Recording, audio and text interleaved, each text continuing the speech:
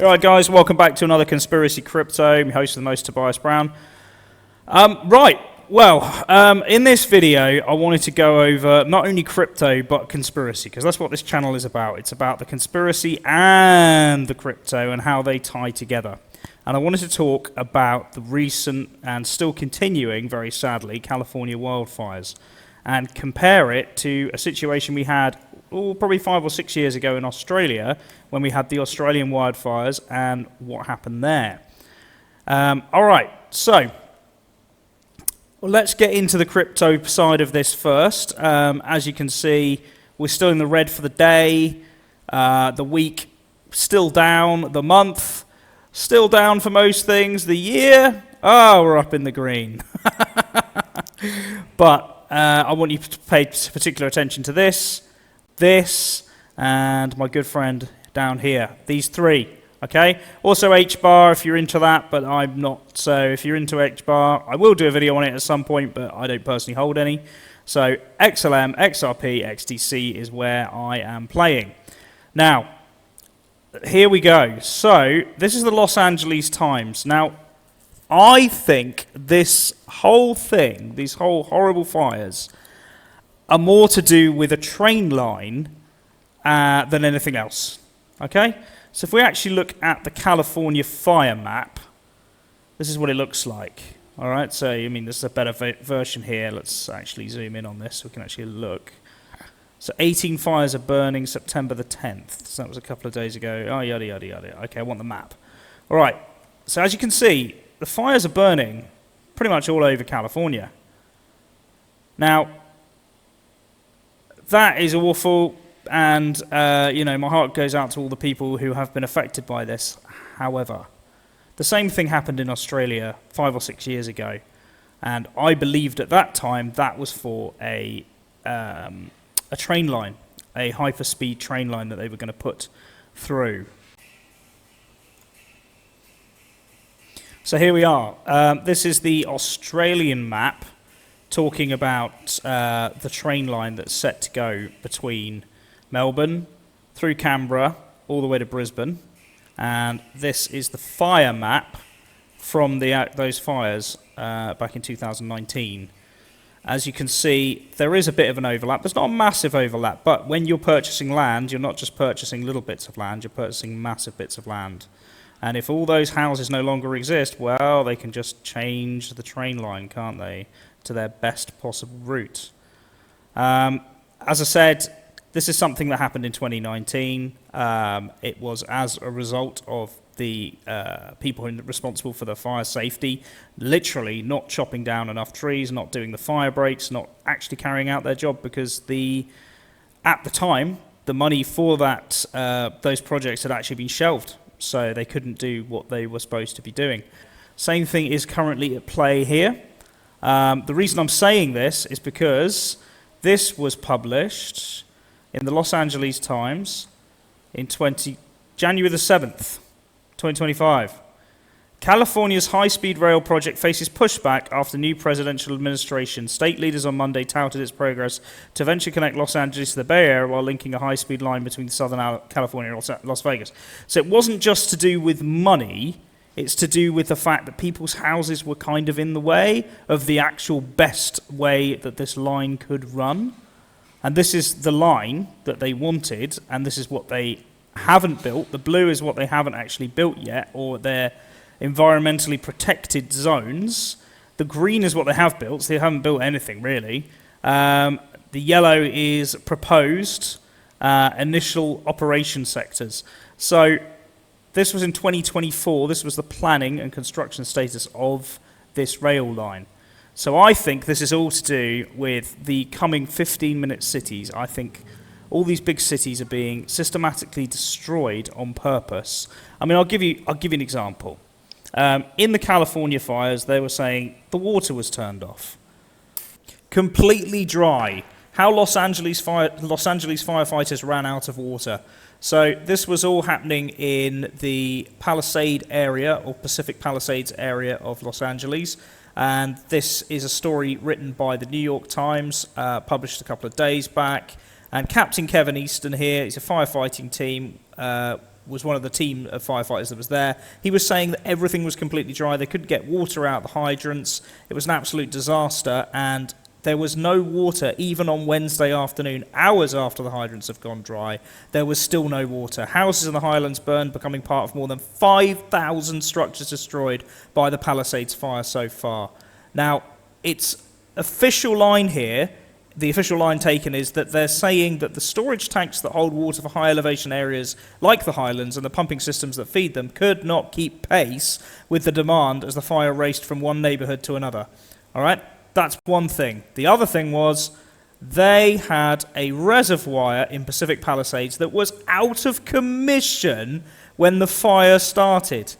I mean, these pictures are absolutely horrific. All right, so you can see the damage and devastation caused there. But we're talking 117 million gallon reservoir in one of Los Angeles' communities ravaged by wildfires was out of commission when the fire started in the area on Tuesday. You could not make this stuff up. Unbelievable. Unbelievable. That's ridiculous. The fire brigade couldn't get the water they needed to actually pump to put out the fires.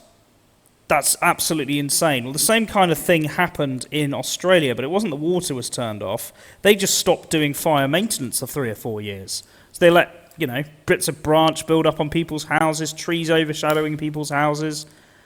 And it seems like the same kind of thing was done here. The budget was massively cut, and the fact is that a lot of these houses burnt down as a result of what looks to be negligence, all right? So I'm not going to say any more than that, because I don't want to get myself in trouble, but it looks to be negligence. But that'll all come out in an inquiry. But it's crazy how these kind of things are linking together, and how I believe that crypto is going to play a massive part in all of this. So all of this comes from the European Union. It comes from the think tanks like the World Economic Forum, etc.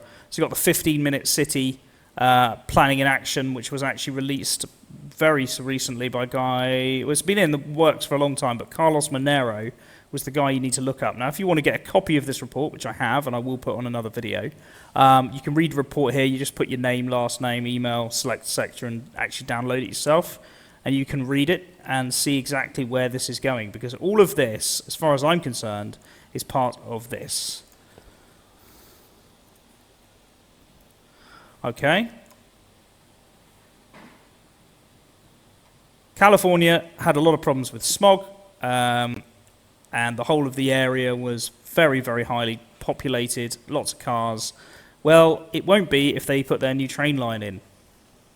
And it will be a very different city once all these fires have burnt down. Same thing happened in Hawaii, didn't it? Interesting. So yeah, this is just speculation. I don't know any of this for sure. I'm just, putting my thoughts out there.